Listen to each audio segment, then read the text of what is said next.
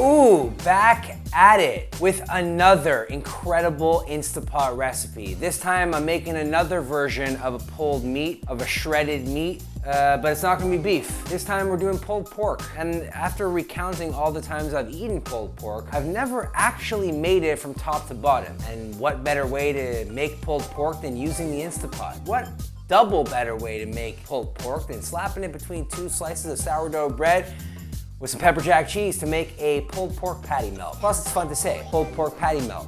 Starting off with a pretty standard issue pork seasoning that's made up with garlic powder, onion powder, smoked paprika, salt, pepper, and some brown sugar. This is one of those spice mixes that I can use for anything, but it's especially delicious on pork products. And this is a big slab of pork shoulder, but I've cut it around the bone because I didn't want to use the bone and sectioned it off into 4 separate sections. And that's gonna make it easier to not only sear in the Insta Pot, but also coat it completely. And the trick is you really want to get it inside all the nooks and crannies of the piece of pork.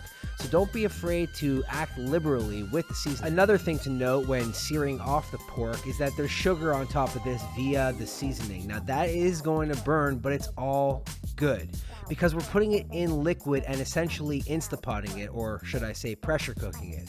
So all that burnt sugar, it's just gonna crystallize and add more flavor. Now, of course, you can't pressure cook anything without liquid because the steam, it comes off the liquid and creates the pressure and science. Insert it here. For this liquid, I'm using Dr. Pepper. It's gonna really tenderize the meat and add a nice flavor. Along with the Dr. Pepper, I'm also gonna add some apple cider vinegar with some chicken stock. To thicken it all up, I'm gonna use my favorite barbecue sauce, which is typically like a Kansas City sweet and sour barbecue sauce, and also some Worcestershire sauce, which is gonna really add some umami flavor. Now, I know the Insta Pot's amazing and pressure cooking meat always turns out great, but this worked fabulously. It is so tender, it is so juicy, and when I extract the meat, I'm gonna keep the liquid. I'm gonna treat this leftover liquid as like an au jus, if you will. Sort of like a beef dip or birria consommé. But also, I'm gonna add it to the shredded and pulled meat so that it's super moist, super juicy, and will lend itself really well when made into a grilled cheese or patty melt. Yeah, patty melt. Now, when dealing with shredded meat patty melt or any type of sandwich that is super moist like this pulled pork, you want something that will hold up. You want something that will take all that juice and all that meat and all that flavor and not get in the way, but also not get too soggy. So I'm using sourdough bread, which is pretty dense, and some pepper jack cheese, which is pretty flavorful. Now, before you guys get up all in the comments about me using mayonnaise, let me just silence you right now. Using mayonnaise to brown bread as opposed to using butter is great for so many reasons.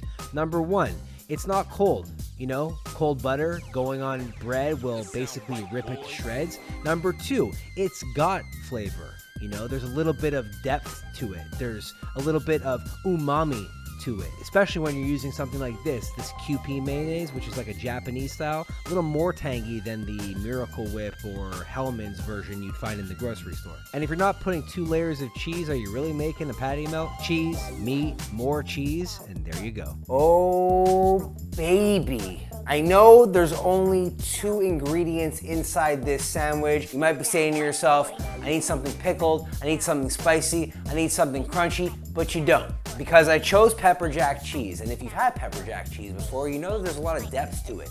It's not just a creamy cheese, it's not just a great melting cheese, there's some bite via the pepper. This pulled pork, very special. Pork shoulder made in the Insta Pot. I used Dr. Pepper, chicken stock, apple cider vinegar, some mesquite flavored liquid smoke, which I know in the past I've said I'm not down with the liquid smoke because it's too artificial, but coupled with all those other ingredients, and it really makes for a pretty nice smoky flavor. Enough of your verbal diarrhea, Josh.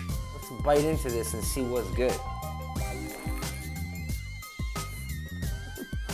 There's layers to this pork, you know? I want to know it. I want to get to know it. I want to snuggle in it. It's so comfortable. Whatever it is, the leftover liquid from making meat is a perfect opportunity to take the thing you made and dip it, okay? You want to dip it, you want to get more flavor, and then you want to shove it in your face. I hope you guys like this video. I hope you can go get yourself an Insta Pot and potentially make various styles of pulled meat. Just, you know, deliciousness. Bye.